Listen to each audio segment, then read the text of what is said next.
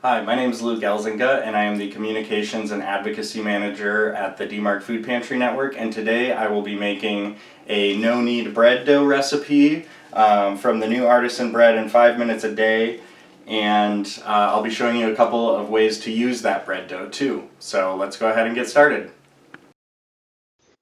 Okay, so we'll begin by adding 3 cups warm water to a mixing bowl.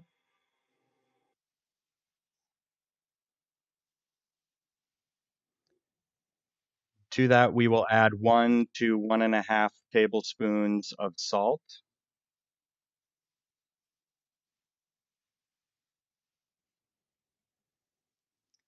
And finally, we'll add 1 tablespoon active dry yeast and let that yeast develop for about 10 minutes.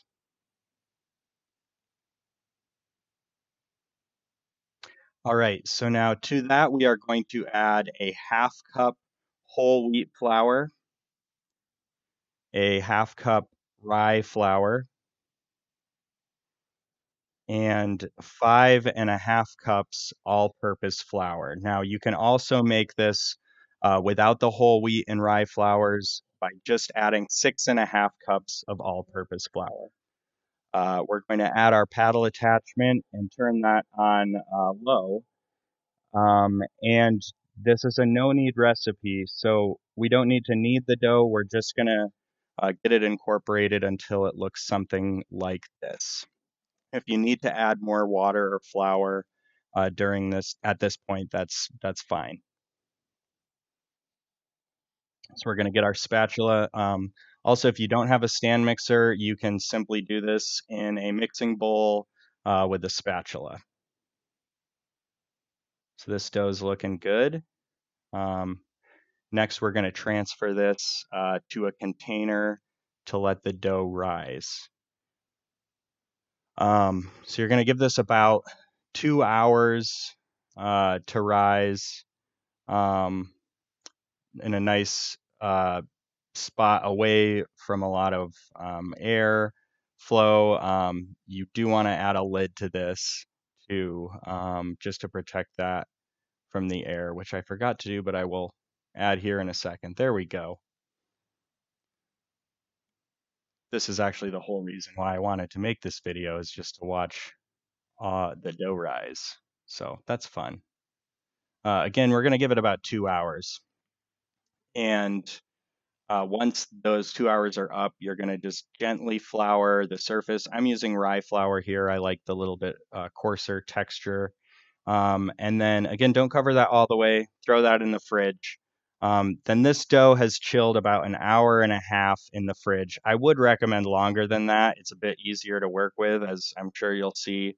But you're just going to grab a hunk of that dough. We're going to make a free-form bread loaf here. And since this video is for spring greens, I thought I would add some green onions and a little bit of Parmesan cheese. And if you want to add any herbs or cheese or anything like that to your loaf, this is the point to do it. And then what we're going to do is flour our surface, get our hands nice and floured up. And then again, this dough does not need to be kneaded, but you're just going to kind of gently fold the dough and make sure that it has a surface of flour on the outside. That'll help prevent it from sticking in the oven.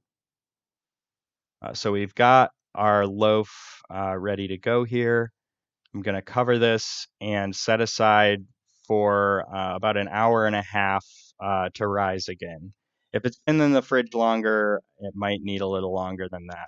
In the meantime, I'm going to show you how to make a pita quick. So I threw my iron skillet in the oven, turned that on high with broil, and we need to get that skillet nice and hot.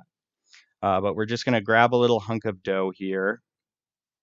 Doesn't need to be very large. And just gently work that into a ball. And then you're going to want to use a rolling pin to flatten that out. You don't want to get it too thin. The thickness is kind of key here to make sure we can get a bubble of air in that dough. But this thickness right here is looking pretty good. So we're going to take our very hot skillet out of the oven.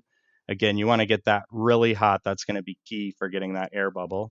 and plop the pita on there carefully and throw that in the oven. It does not need long. Again, this is on broil, so it's about a minute 30, and it's looking good. We're going to give this a flip and do another 90 seconds on that. And it's looking good. So we're going to take that out of the oven. And then we want to wrap this in a kitchen towel for a few minutes just to help capture some of that steam and really help the inside of that pita bread develop. So it's been about 5 minutes. We're going to open this up, cut it open, and see how we did. And that's looking good. You can put falafel in there. I really like throwing a fried egg in there for breakfast.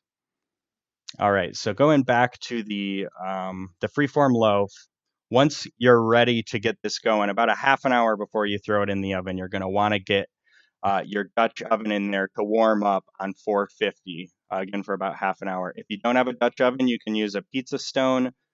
Just add a pan of water beneath to help with the steam. But I really prefer using the Dutch oven. So we've got our loaf here. I'm going to score the top with a serrated knife. A kitchen shears also works very well for this. And just going to try to plop that dough in as best as I can into the Dutch oven here without burning myself. Once our dough is in the Dutch oven, we are just simply going to cover the Dutch oven and put that in the oven at 450 for about half an hour. If your loaf is a little smaller, it can be a little less than that. It's more, it can be more. So this has been about half an hour. I'm going to see how our loaf's doing. So it's looking good, but it's not done yet. We are going to keep that cover off and throw that back in for about another 15 minutes. Again, it depends on the size of your loaf. This has been about 15 minutes. We're going to take that out.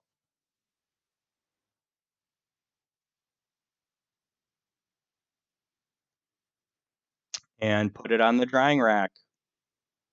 Now you're supposed to give bread a few hours to continue to develop, but I usually dig right in with some butter. So enjoy.